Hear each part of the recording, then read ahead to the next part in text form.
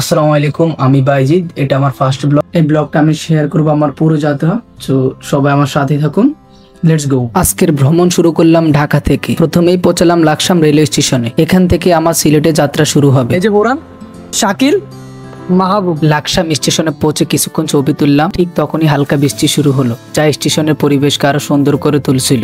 কিছুক্ষণ পর সবার খিদে পেয়ে গেল, তাই আমরা রাতের খাবার খেয়ে নিলাম।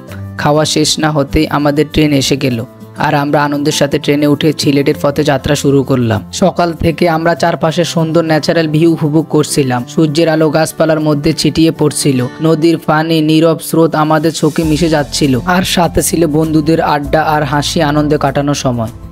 দীর্ঘ 8 থেকে 9 ঘন্টা জার্নির পর আমরা চলে আসলাম সিলেট রেলওয়ে স্টেশনে। তো আমরা এখন যাচ্ছি সিলেট রেলওয়ে স্টেশন থেকে টাঙ্গুয়ার হাওড়ের উদ্দেশ্যে রওনা দিলাম। এই যে সবার যায় যে অবস্থা, এই তো শেষ। 7 ঘন্টা কার নেই। 7-8 ঘন্টা মনে হচ্ছে। 8 ঘন্টা মনে।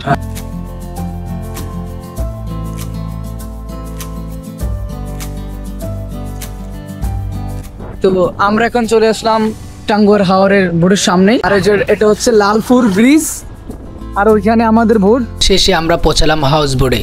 আমাদের স্বাগত জানাতে সবাই অনেক যত্ন নিয়ে প্রস্তুতি নিয়েছিল। সঙ্গে ছিল ফ্রেশ ওয়াশ আর ব্রাশ, যা একদিকে যেমন আরামদায়ক লাগছিল, অন্যদিকে দীর্ঘ যাত্রার পর সত্যি প্রশান্তি অনুভব করাচ্ছিল। আমাদের স্বাগত জানাতে একটি সুন্দর ওয়েলকাম ড্রিঙ্কস দেওয়া হলো। ঠান্ডা ও সতেজ করার মতো এই ড্রিঙ্কসটি দীর্ঘ যাত্রার ক্লান্তি এক মুহূর্তে দূর করে দিল। ওয়েলকাম ড্রিঙ্কসটা কিরকম? সেই এটা আমাদের রুম, প্লাস হচ্ছে এইটা আমাদের রুম। আর এই দিকে কিচেন রুমে আমাদের জন্য রান্না করা হচ্ছিল।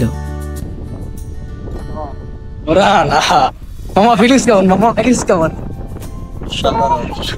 হ্যাঁ মামা, এটা সেই অসাধারণ, জিনিসটা অসাধারণ।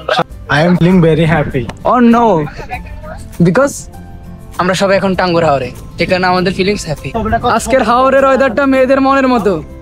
এই বৃষ্টি, এই বৃষ্টি না, মানে পুরোটাই মেয়েদের মনের মতো ভাই। সবাই খাওয়ার লাগে অপেক্ষা করতেছে। বরান, খাওয়াটা কিরকম হইতেছে? সঠিক রিভিউ, সঠিক রিভিউ। এখন টেস্ট পাওয়া যাচ্ছে না, ছয় মাস মুখে দিলাম। কেমন করে দিছেটা কি? দিছেটা হচ্ছে তোর ব্রয়লার মুরগি, তারপর হচ্ছে ডিম, সালাদ, আচার দিছিল। আচারটা খাই লাইছি। তোর আর কি দিছে? তোর তো আচার আছে।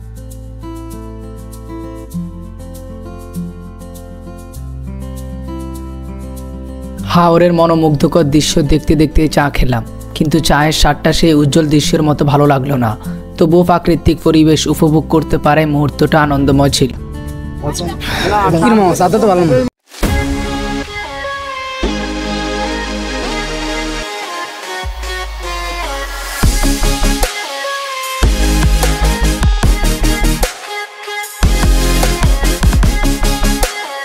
হাওরের পানির স্রোত আর চারপাশের পাহাড়ের দৃশ্য উপভোগ করতে করতে আমরা চলে এলাম জাদুকাঠা নদীর তীরে।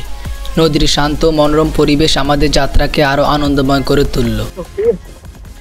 আমরা এখন যাচ্ছি বারিকা টিলা, যে অনেক উপরে উঠতে হইতেছে। আমরা কিন্তু বাইক নিয়ে নাই, আমি টাকা সেভ করতেছি। আমার মনে হলো বারিক টিলাতে কিছুই নাই ভাই, দেখার কিছুই নাই, বুঝছেন? জাস্ট এই নর্মাল ভিউ, এই জাস্ট নর্মাল ভিউ।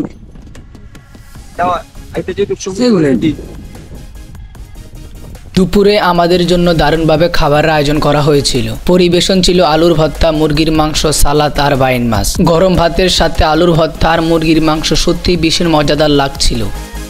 খাওয়া দাওয়া শেষ করে আমরা এখন আছি জাদুকাঠা নদীতে। জাদুকাঠা নদীর সৌন্দর্য উপভোগ করার পর আমরা সেখান থেকে রওনা দিলাম শিমুল বাগান ঘাটের উদ্দেশ্যে। নদীর স্রোত আর চারপাশের মনোমুগ্ধকর দৃশ্য পেছনে ফেলে আসছিলাম, কিন্তু মনে হচ্ছিল প্রকৃতি যেন প্রতিটা মুহূর্তে আমাদের সাথে কথা বলছে। আমরা আগ্রহ নিয়ে অপেক্ষা করছিলাম তখন পৌঁছাবো সেই বিখ্যাত শিমুল বাগানে।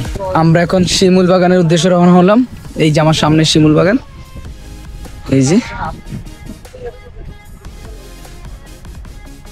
তো এখন আমরা শিমুল বাগানের জন্য টিকিট কাটবো। আর আজকে 2 দিন যাবত বৃষ্টি হইতেছে প্রচুর, যে অবস্থা পুরাই খারাপ, এর সিচুয়েশন অনেকটাই খারাপ।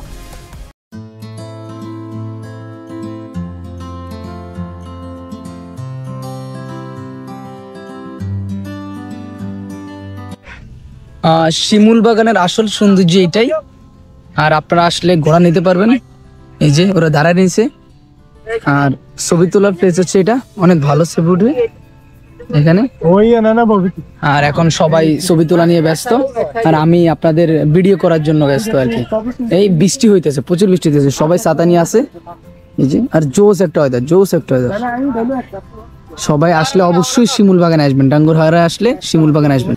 মামা তুই সবসময় ছবি নিয়ে মানে রিগ্রেট ফিল করিস কি লেগে, কাই নাকি বোরানো সবসময় ছবি নিয়ে রিগ্রেট ফিল করে, কিন্তু চেহারাটা গুলুমুলু ভাই। কেউ যদি তাকে পছন্দ করে থাকেন অবশ্যই, কোনো মেয়ে থাকলে, বয়স্ক মেয়ে থাকলে তাকে মেসেজ দিয়ে না অবশ্যই। এটা শিক্ষিত, আর এটা এটাও শিক্ষিত। অশিক্ষিত কোনটা মামা? অশিক্ষিত তোরা, অশিক্ষিত তোরা মামা। তোমার নামটা কি? মোহাম্মদ সাকিব। মোহাম্মদ সাকিব। আপনারা শিমুল বাগান আসলে অবশ্যই ওর থেকে ঘোরা নেবেন, ওর রিজনেবলই রাখে।